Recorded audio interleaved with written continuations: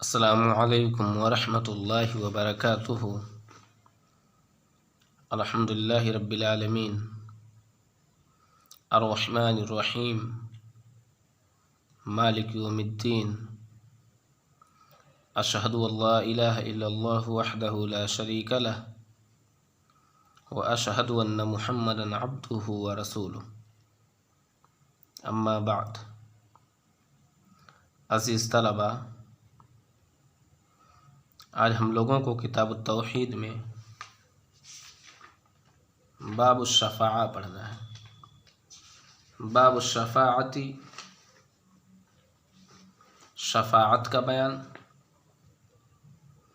تو اس باب میں ہم لوگ شفاعت کے بارے میں پڑھیں گے۔ سب سے پہلے ہم لوگ شفاعت کا لغوی اور اصطلاحی معنی جان لیتے ہیں۔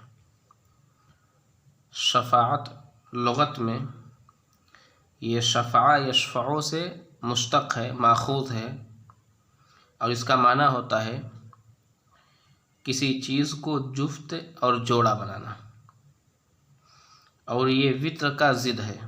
وطر کا معنی ہوتا ہے طاق اور اکیلا ہونا، اور شفاعت کا معنی کیا ہوتا ہے؟ کسی چیز کا جوڑا بنانا۔ شفاعت کا اصطلاحی معنی کیا ہوتا ہے؟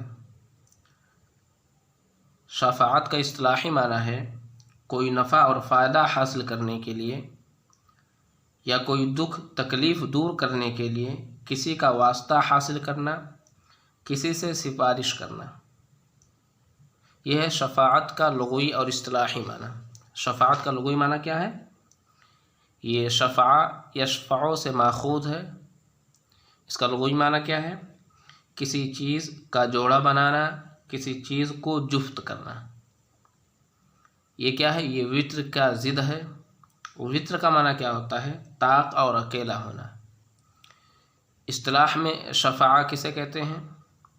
اصطلاح میں شفاعت کہتے ہیں کوئی نفع حاصل کرنے کے لیے یا کوئی تکلیف دور کرنے کے لیے کسی کا واسطہ حاصل کرنا، کسی کا سہارا لینا، اسی کا نام کیا ہے؟ شفاعت ہے۔ دیکھیے، شفاعت کی دو قسمیں ہوتی ہیں۔ پہلی قسم کا نام ہے شفاعت مثبتہ۔ پہلی قسم کا کیا نام ہے؟ شفاعت مثبتہ، یعنی وہ شفاعت جو کتاب و سنت سے صحیح طور پر ثابت ہے، اور جو صرف اور صرف اہل توحید اور اہل اخلاص کے لیے ہے۔ شفاعت کی کتنی قسمیں ہیں؟ شفاعت کی دو قسمیں ہیں۔ پہلی قسم کا نام کیا ہے؟ شفاعت مثبتہ۔ شفاعت مثبتہ کسے کہتے ہیں؟ وہ شفاعت جو کتاب و سنت سے صحیح طور پر ثابت ہے اور جو صرف اہل توحید اور اہل اخلاص کے لیے ہے۔ دیکھیے، اس شفاعت کی 3 شرطیں ہیں۔ سب سے پہلی شرط یہ کہ جس کے لیے شفاعت کی جا رہی ہے اللہ رب العالمین اس سے راضی ہو، اس سے خوش ہو۔ اس کی دوسری شرط یہ ہے کہ جو آدمی شفاعت کر رہا ہے اللہ رب العالمین اس سے بھی راضی ہو، اس سے بھی خوش ہو۔ تیسری شرط یہ ہے کہ اللہ سفارش کرنے والے کو، شفاعت کرنے والے کو اجازت دے دے کہ وہ شفاعت کرے۔ تو شفاعت مثبتہ کی کتنی شرطیں ہیں؟ 3 شرطیں ہیں۔ پہلی شرط کیا ہے؟ اللہ شفاعت کرنے والے سے راضی ہو، یعنی جو آدمی شفاعت کر رہا ہے اس سے خوش ہو، راضی ہو۔ دوسری شرط کیا ہے؟ جس کے لیے شفاعت کی جا رہی ہے اللہ رب العالمین اس سے بھی راضی ہو، اس سے بھی خوش ہو۔ تیسری شرط یہ ہے کہ اللہ رب العالمین شفاعت کرنے والے کو اجازت دے دے، پرمیشن دے دے کہ وہ شفاعت کرے۔ ان تینوں شرطوں کا ذکر قرآن کی ایک آیت میں ہوا ہے۔ اللہ رب العالمین نے ارشاد فرمایا، وَكَم مِّن مَلَكٍ فِي السَّمَاوَاتِ وَالْأَرْضِ لَا تُغْنِ شَفَاعَتُهُمْ شَيْئًا إِلَّا مِن بَعْدِ أَن يَأْذَنَ اللَّهُ لِمَن يَشَاءُ وَيَرْضَىٰ۔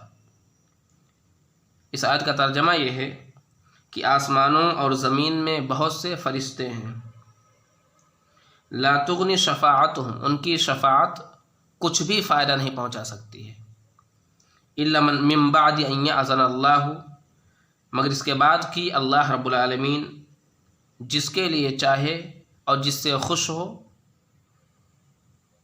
اس کے لیے اجازت دے دے، الا من بعدی، مگر اس کے بعد اس کے کی، ان یأذن اللہ، اللہ رب العالمین اجازت دے دے، لمن یشاء ویرضا، جس کے لیے چاہے اور جس سے وہ راضی ہو۔ تو شفاعت کی جو تینوں شرطیں ہیں شفاعت مثبتہ کی، ان تینوں شرطوں کا ذکر اس آیت میں ہے۔ الا من بعد ان یأذن اللہ، اس سے اذن کی طرف اشارہ ہے، یعنی اللہ رب العالمین شفاعت کرنے والے کو اجازت دے دے شفاعت کرنے کی۔ لمن یشاء ویرضا، اس سے پہلی اور دوسری شرط کی طرف اشارہ ہے، یعنی اللہ رب العالمین شفاعت کرنے والے سے راضی ہو، اللہ رب العالمین جس کے لیے شفاعت کی جا رہی ہے اس سے بھی راضی ہو۔ تو شفاعت کی جو تینوں شرطیں ہیں ان تینوں شرطوں کا تذکرہ اس آیت میں ہے۔ دیکھیے شفاعت جو مثبتہ ہے اس کی دو قسمیں ہوتی ہیں۔ شفاعت مثبتہ کی بھی کتنی قسمیں ہوتی ہیں؟ دو قسمیں۔ پہلے شفاعت کی دو قسمیں ہیں، ایک کا نام ہے شفاعت مثبتہ، دوسرے کا نام ہے شفاعت منفیہ۔ شفاعت مثبتہ کی تعریف ہم نے پڑھ لی۔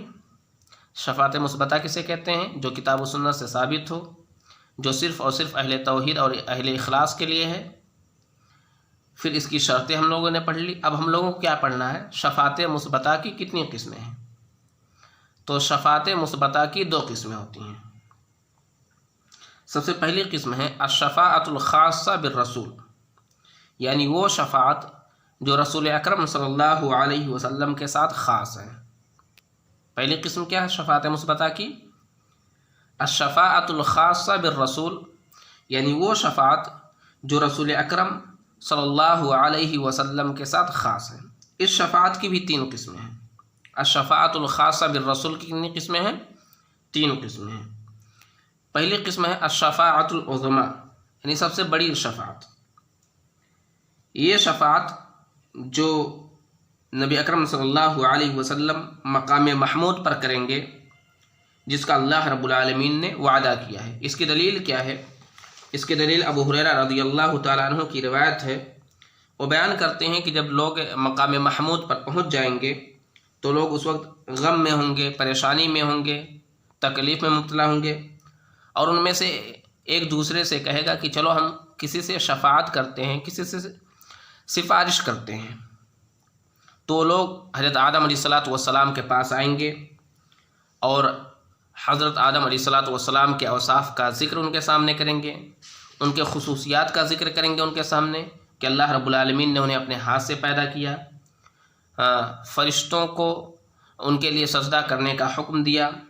اسی طرح سے اللہ رب العالمین نے ان کو ہر چیز کا نام بتلایا، اور ان ساری چیزوں کا ذکر کر کے وہ حضرت آدم علیہ السلام سے شفاعت کے لیے کہیں گے۔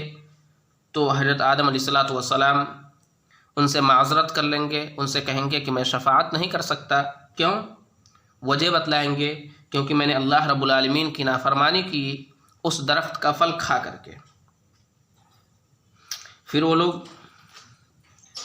حضرت نوح علیہ السلام کے پاس جائیں گے اور حضرت نوح علیہ السلام کے اوصاف کا، خصوصیات کا ذکر کریں گے کہ اللہ رب العالمین نے آپ کو سب سے پہلا رسول بنا کر بھیجا، لیکن وہ بھی معذرت کر دیں گے، وہ بھی انکار کر دیں گے اور کہیں گے، وجہ کیا بتلائیں گے؟ وجہ یہ بتلائیں گے کہ میں نے اللہ رب العالمین سے ایک ایسا سوال کیا تھا جس سوال کا مجھے علم نہیں تھا، جس کی جانکاری نہیں تھی۔ اللہ رب العالمین نے اس سوال کا ذکر بھی قرآن میں کیا ہے، ربی ان ابنی من اہلی وان وعدک الحق وانت احکم الحاکمین۔ تو نوح علیہ السلام اسی وجہ سے انکار کر دیں گے۔ پھر وہ لوگ حضرت ابراہیم علیہ السلام کے پاس آئیں گے اور حضرت ابراہیم علیہ السلام کے خصوصیات کا تذکرہ کریں گے، ان کے اوصاف بیان کریں گے، کہیں گے کہ آپ اللہ کے دوست ہیں، آپ ہمارے لیے شفاعت کر دیجیے۔ لیکن حضرت ابراہیم علیہ السلام بھی معذرت کر لیں گے، وہ بھی انکار کر دیں گے۔ وجہ کیا بتلائیں گے؟ کہیں گے کہ میں نے 3 جھوٹ بولا، حالانکہ انہوں نے حق بولا تھا، سچ بولا تھا، اسے جھوٹ نہیں کہا جا سکتا ہے۔ پھر وہ لوگ حضرت موسیٰ علیہ السلام کے پاس جائیں گے، موسیٰ علیہ السلام کے اوصاف کا تذکرہ ان کے سامنے کریں گے، ان کے خصوصیات کا ذکر کریں گے ان کے سامنے، لیکن حضرت موسیٰ علیہ السلام بھی شفاعت کرنے سے انکار کر دیں گے۔ وجہ کیا بتلائیں گے؟ وجہ یہ بتلائیں گے کہ انہوں نے ایک قبطی کو قتل کر دیا تھا۔ پھر وہ لوگ حضرت عیسیٰ علیہ الصلوۃ والسلام کے پاس جائیں گے، حضرت عیسیٰ علیہ الصلوۃ والسلام کے اوصاف، ان کے خصوصیات کا تذکرہ کریں گے۔ حضرت عیسیٰ علیہ الصلوۃ والسلام بھی انکار کر دیں گے شفاعت کرنے سے، اور وہ کوئی وجہ نہیں بتلائیں گے، اور وہ لوگ کہیں گے، اور حضرت عیسیٰ علیہ الصلوۃ والسلام ان لوگوں سے کہیں گے کہ تم لوگ نبی اکرم صلی اللہ علیہ وسلم کے پاس جاؤ، محمد صلی اللہ علیہ وسلم کے پاس جاؤ، اللہ رب العالمین نے ان کی اگلی اور پچھلی تمام خطاؤں کو معاف کر دیا ہے۔ پھر وہ لوگ نبی اکرم صلی اللہ علیہ وسلم کے پاس آئیں گے اور نبی اکرم صلی اللہ علیہ وسلم سے شفاعت کے لیے کہیں گے، تو اللہ کے رسول صلی اللہ علیہ وسلم ان کے لیے شفاعت کریں گے، ان کے شفاعت کی وجہ سے اللہ رب العالمین ان کو راحت دے گا، ان کے پریشانی کو ہلکا کر دے گا۔ تو یہ ہے شفاعت عظمیٰ۔ الشفاعت الخاصہ بالرسول، اس کی پہلی قسم۔ اس کی دوسری قسم شفاعتہ فی اہل الجنہ ان یدخلوہا، دخول جنت کے لیے، اہل جنت کے لیے نبی اکرم صلی اللہ علیہ وسلم کا شفاعت کرنا، کیونکہ جب اہل جنت صراط مستقیم، صراط کو پار کر کے جنت تک پہنچ جائیں گے اور جنت کا دروازہ بند پائیں گے، تو لوگ جنت کا دروازہ کھلوانے کے لیے اللہ کے رسول صلی اللہ علیہ وسلم سے شفاعت طلب کریں گے، پھر اللہ کے رسول صلی اللہ علیہ وسلم شفاعت کریں گے، پھر اس کے بعد میں جنت کا دروازہ کھولا جائے گا، جیسا کہ اللہ رب العالمین نے اس کا تذکرہ قرآن مجید میں کیا ہے، حتی اذا جاؤوہا وفتحت ابوابہا۔ تیسری جو شفاعت نبی اکرم صلی اللہ علیہ وسلم کے ساتھ خاص ہے، وہ ہے نبی اکرم صلی اللہ علیہ وسلم کا اپنے چچا ابو طالب کے لیے شفاعت کرنا کہ اللہ رب العالمین ان کے عذاب میں تخفیف کر دے۔ یہ ہے الشفاعت الخاصہ بالرسول، یعنی وہ شفاعت جو رسول اکرم صلی اللہ علیہ وسلم کے ساتھ خاص ہے، اس کی تین قسمیں۔ پہلی قسم الشفاعت الخاصہ، یہ شفاعت آپ صلی اللہ علیہ وسلم مقام محمود پر کریں گے۔ دوسری شفاعت اہل جنت کے لیے جنت کا دروازہ کھلوانے کے لیے کریں گے۔ تیسری شفاعت اپنے چچا ابو طالب کے عذاب میں تخفیف کے لیے کریں گے۔ شفاعت مثبتہ کی دوسری قسم ہے الشفاعت العامہ، یعنی عام شفاعت۔ یہ شفاعت نبی اکرم صلی اللہ علیہ وسلم کے لیے بھی ہے اور تمام مومنین کے لیے بھی ہے۔ اس کی بھی تین قسمیں ہوتی ہیں۔ نمبر ایک، یہ شفاعت ان لوگوں کے لیے جو جہنم کے مستحق قرار پائے گئے، یعنی فیصلہ ہو گیا کہ وہ جہنم میں داخل ہوں گے، تو ان کے لیے شفاعت کی جائے گی کہ انہیں جہنم میں داخل نہ کیا جائے۔ اس کی دلیل کیا ہے؟ اس کی دلیل مسلم کی روایت ہے، حضرت عبداللہ بن عباس رضی اللہ تعالیٰ عنہ بیان کرتے ہیں کہ جس بھی مسلمان کا انتقال ہو اور اس کے جنازے میں 40 لوگ شریک ہو جائیں اور وہ مسلمان آدمی اللہ کے ساتھ کسی کو شریک نہ ٹھہراتا ہو، تو اللہ رب العالمین اس کے حق میں شفاعت کو قبول فرمائے گا۔ ما من مسلم یموت فیقوم علی جنازتہ 40 رجلا لا یشرکون باللہ شیئا، مسلم کی روایت ہے، عبداللہ بن عباس بیان کرتے ہیں۔ شفاعت عامہ کی دوسری قسم ہے، یہ شفاعت ان اہل توحید کے لیے ہوگی جو اپنے گناہوں کی وجہ سے جہنم میں سزا بھگت رہے ہوں گے، یعنی جہنم میں سزا پا رہے ہوں گے، پھر اللہ کے رسول صلی اللہ علیہ وسلم یا مومنوں میں سے کوئی ان کے لیے شفاعت کرے گا اور انہیں جہنم سے نکال کر کے جنت میں داخل کر دیا جائے گا۔ یہ جو شفاعت ہے، اس کے قائل تمام اہل سنت والجماعت کے لوگ ہیں۔ اسی طرح سے اس شفاعت پر صحابہ کا اجماع ہے۔ اسی طرح سے شفاعت کی اس قسم کے بارے میں بہت سی احادیث متواترہ آئی ہوئی ہیں، یعنی اکثر لوگوں کا اس پر اتفاق ہے سوائے معتزلہ اور خوارج کا۔ معتزلہ اور خوارج اس کے قائل نہیں ہیں، وہ لوگ سرے سے اس کا انکار کرتے ہیں اور وہ یہ کہتے ہیں کہ جو آدمی گناہ کبیرہ کا مرتکب ہو جائے گا وہ ہمیشہ جہنم میں رہے گا، وہ جہنم سے کبھی بھی نکالا نہیں جائے گا۔ یہ ہے شفاعت عامہ کی دوسری قسم۔ شفاعت عامہ کی تیسری قسم ہے، یہ شفاعت صرف اہل جنت کے لیے ہوگی تاکہ ان کے درجات بلند کیے جائیں۔ یہ جو شفاعت ہے اس میں کسی کا اختلاف نہیں ہے بلکہ سب کا اتفاق ہے۔ سب لوگ اس بات کے قائل ہیں کہ اہل جنت کے درجات کو بلند کرنے کے لیے اللہ کے رسول صلی اللہ علیہ وسلم یا مومنین شفاعت کریں گے۔ اس کی دلیل کیا ہے؟ اللہ کے رسول صلی اللہ علیہ وسلم نے ابو سلمہ رضی اللہ تعالیٰ عنہ کے لیے دعا کی تھی، اللہم اغفر لأبی سلمہ ورفع درجته فی المہدیین وافسح له فی قبرہ ونور له فیہ وخلفہ فی عقبہ۔ مسلم کی روایت ہے اور ام سلمہ ہی سے مروی ہے۔ بات سمجھ میں آ رہی ہے؟ یہ ہے شفاعت عامہ کی 3 قسمیں اور ان کا مختصر طور پہ تعارف۔ شفاعت عامہ یہ جو شفاعت ہے نبی صلی اللہ علیہ وسلم کے لیے بھی ہے اور مومنین کے لیے بھی ہے، یعنی نبی صلی اللہ علیہ وسلم بھی یہ شفاعت کریں گے اور وہ مومنین جنہیں اللہ رب العالمین اجازت دے گا وہ بھی یہ شفاعت کریں گے۔ پہلی شفاعت ان لوگوں کے لیے ہوگی جن کے بارے میں فیصلہ ہو چکا ہے کہ وہ جہنم میں داخل ہوں گے، تو ان کے لیے اس بات کی شفاعت ہوگی کہ اللہ رب العالمین انہیں جہنم میں داخل نہ کریں۔ اس کی بھی دلیل ہم لوگوں نے پڑھ لی۔ دوسری شفاعت ان اہل توحید کے لیے ہوگی جو اپنے گناہوں کی وجہ سے جہنم میں سزا بھگت رہے ہوں گے، اور ان کے لیے شفاعت کیوں کی جائے گی؟ تاکہ انہیں جہنم سے نکال کر کے جنت میں داخل کر دیا جائے۔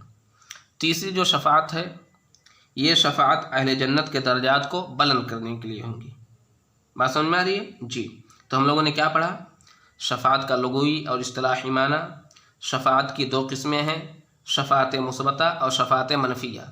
ابھی ہم نے شفاعت مثبتہ کے بارے میں پڑھا ہے۔ پھر ہم نے پڑھا شفاعت مثبتہ کی 3 شرطیں ہیں۔ اس کے بعد میں ہم نے پڑھا شفاعت مثبتہ کی 2 قسمیں ہیں۔ پہلی قسم کا نام ہے الشفاعت الخاصہ بالرسول، اس شفاعت کی 3 قسمیں ہیں۔ اس کے بعد میں شفاعت مثبتہ کی دوسری قسم ہم لوگوں نے پڑھی الشفاعت العامہ، اس کی بھی 3 قسمیں ہیں، ان قسموں کو بھی ہم لوگوں نے پڑھا۔ شفاعت کی جو دوسری قسم ہے شفاعت منفیہ، اور جس کو شفاعت باطلہ بھی کہا جاتا ہے، اس کے قائل مشرکین ہیں۔ ان کا کہنا یہ ہے کہ جن معبودوں کی وہ اللہ کے سوا عبادت کرتے ہیں، جن معبودوں کے سامنے وہ اللہ کے سوا اپنا سر جھکاتے ہیں، جن معبودوں کو وہ اپنا معبود تصور کرتے ہیں، اپنا خالق مانتے ہیں، جن کی وہ عبادت اور پوجا کرتے ہیں، وہ معبود اللہ رب العالمین کے ہاں ان کی شفاعت کریں گے۔ تو ہم لوگ ابھی اس باب میں کچھ آیات پڑھیں گے جو آیات اس بات کی تردید کریں گے کہ مشرکین کا یہ عقیدہ باطل ہے، ان کا یہ کہنا بیکار ہے، کیونکہ مشرکین کے لیے کوئی بھی شفاعت نہیں کرے گا۔ بات سمجھ میں آ رہی؟ جی، تو شفاعت منفیہ اس کے قائل کون ہیں؟ مشرکین ہیں۔ ان کا کہنا کیا ہے کہ جن معبودوں کی وہ عبادت کرتے ہیں وہ کیا کریں گے؟ ان کی شفاعت کریں گے۔ دیکھیے آگے اس باب کی پہلی آیت، وقول اللہ عز وجل وانذر به الذین یخافون ان یحشروا الی ربهم لیس لهم من دونه ولی ولا شفیع۔ وقول اللہ عز وجل، اور اللہ رب العالمین کا فرمان ہے، وانذر به الذین، وانذر اور آپ ڈرائیے، بھی اس کے ذریعے سے، الذین ان لوگوں کو جو یخافون ڈرتے ہیں، ان یحشروا الی ربہم کہ وہ اپنے رب کے پاس اس حال میں جمع کیے جائیں گے، لیس لہم من دونہ ولی ولا نصیر کہ ان کے پاس اس کے سوا کوئی مددگار اور کوئی شفاعت کرنے والا نہیں ہوگا۔ وقول اللہ عز وجل، اور اللہ رب العالمین کا فرمان ہے، وانذر به الذین، وانذر اے نبی آپ اس کے ذریعے سے ڈرائیے، اس کے ذریعے سے یعنی قرآن کے ذریعے سے ڈرائیے، بھی کی جو ہو کی ضمیر ہے اس کے بارے میں ابن عباس کہتے ہیں کہ یہ ضمیر قرآن کی طرف لوٹ رہی ہے۔ وانذر به الذین، اور آپ اس کے ذریعے سے یعنی قرآن کے ذریعے سے ڈرائیے، الذین ان لوگوں کو جو یخافون ان یحشروا الی ربہم جو اس بات سے ڈرتے ہیں کہ انہیں ان کے رب کے پاس اس حال میں اٹھایا جائے گا کہ لیس لہم من دونہ کہ ان کے لیے اس کے سوا ولی کوئی مددگار نہیں ہوگا، کوئی مدد کرنے والا نہیں ہوگا، ولا شفیع اور نہ ہی کوئی شفاعت کرنے والا ہوگا۔ اس آیت میں اللہ رب العالمین نے اہل کفر و شرک کے لیے شفاعت کی نفی کر دی کہ اہل کفر اور اہل شرک کے لیے اللہ رب العالمین کے پاس قیامت کے دن کوئی شفاعت کرنے والا نہیں ہوگا۔ اسی طرح سے شفاعت کا مالک صرف اور صرف اللہ رب العالمین ہے، وہ جس کو چاہے اس کو شفاعت کرنے کی اجازت دے گا۔ اس آیت کریمہ سے یہ بھی ثابت ہوا۔ بات سمجھ میں آ رہی ہے؟ تو اس آیت سے کیا ثابت ہوا کہ شفاعت کا مالک صرف اور صرف اللہ رب العالمین ہے، شفاعت اسی کی ملکیت میں ہے، وہ جس کو اجازت دے گا وہ شفاعت کر سکے گا۔ دوسری چیز یہ معلوم ہوئی کہ مشرکین جو عقیدہ رکھتے ہیں وہ جو یہ کہتے ہیں کہ ہمارے معبود جو یہ ہیں جن کی ہم عبادت کرتے ہیں یہ اللہ رب العالمین کے پاس ہماری شفاعت کریں گے، تو ان کے عقیدے کی تردید ہو رہی ہے، ان کے عقیدے کے خلاف یہ آیت ہے۔ یہ آیت ہمیں بتلا رہی ہے کہ ان کا یہ عقیدہ باطل ہے، ان کا یہ کہنا بیکار ہے۔ سمجھ میں آ رہی بات؟ عزیز طلبہ، آج کے درس میں بس اتنا ہی۔ والسلام علیکم ورحمۃ اللہ وبرکاتہ۔